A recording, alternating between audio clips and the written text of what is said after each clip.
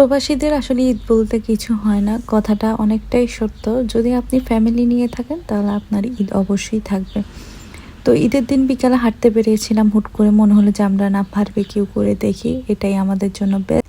তো বাসায় ফিরে বাজার শেষে আমরা একটু গান চালাচ্ছিলাম আর এখানে প্রস্তুতি চলছিল। আমাদের যেহেতু বারান্দাটা বড়, সবাই চিন্তা করেছে যে বারান্দায় করলেই সবচেয়ে বেটার হয়, সবাই এখানে বসবে আর এক পাশে আমরা বারবিকিউ করবো।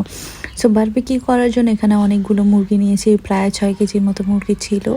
আর এখানে প্রথমে সামান্য লেবুর রস দিয়ে আমি এগুলো মেখে নিচ্ছি। মাখার দায়িত্ব আমার ছিল আর এখানে আমাদের বাসার সবাই হেল্প করছিল আমাদেরকে। এখানে সামান্য পেঁয়াজ আর কাঁচামরিচ ব্লেন্ড করে নিচ্ছিলাম আর এদিকে দিয়ে দিচ্ছিলাম টক দই। পরিমাণ মতো টক দই দিলে জিনিসটা অনেক সফট থাকে, আর লেবুর রস দেওয়াটা কারণেও হচ্ছে যে যাতে জিনিসটা অনেক বেশি সফট হয়।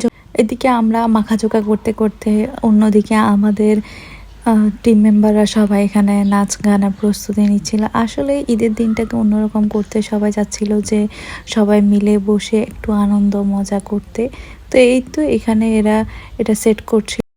আমি যেহেতু একা মুরগিগুলো মেরিনেট করতে পারছিলাম না, এখানে আমাকে হেল্প করছে সবাই মিলে মুরগিগুলো মেরিনেট করতে। আপনারা যত সুন্দরভাবে মুরগিগুলো মেরিনেট করবেন আপনাদের কিন্তু কাবাব বা বারবিকিউ যেটাই বলেন অনেক বেশি টেস্টি হবে। এখানে আমাদের পিচিগুলো এনজয় করছিল, সবাই সবার সাথে খেলা করছিল, বোনদের খেলা দেখছিলাম আমাদের এক সাইডে দাঁড়িয়ে। আর এই তো এদিকে আমরা কিন্তু কয়লা রেডি করছিলাম পোড়ানোর জন্য। মানুষের জীবনে আগুন লাগাতে পারি আর না লাগাতে পারি, কিন্তু কয়লাতে ঠিকই আগুন ধরিয়ে ধাউ ধাউ করে জ্বালাতে পারি। Just kidding. ওকে, এখানে আমরা মুরগিগুলো স্ট্যান্ডের মধ্যে সেট করেছিলাম আর এখানে কয়লা পোড়ানোর শেষ অবস্থায় আমরা এখন মুরগিগুলো দিয়ে দিচ্ছি। আমাদের এই সেট আপটা একটু ছোটো ছিল, তার জন্য আমাদের একটু হেডেক খেতে হয়েছিল অবশ্যই।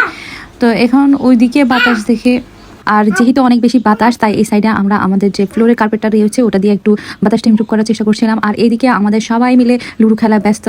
আসলে বিদেশের মাটিতে লুডো বোর্ড খেলা আসলে মজা অন্যরকম। আর এখানে সবাই একটু একটু করে এনজয় করছিল, আর এগুলো খুব ফানি ক্লিপ, কেউ সিরিয়াসলি নেবেন না।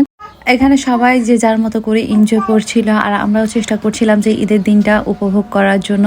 মুরগি পুরো দায়িত্ব মেনলি ছেলেদের ছিল আর আমরা একটু রেস্ট নিচ্ছিলাম ওই পাশে, আসা যাওয়া করে অবশ্যই দেখছিলাম।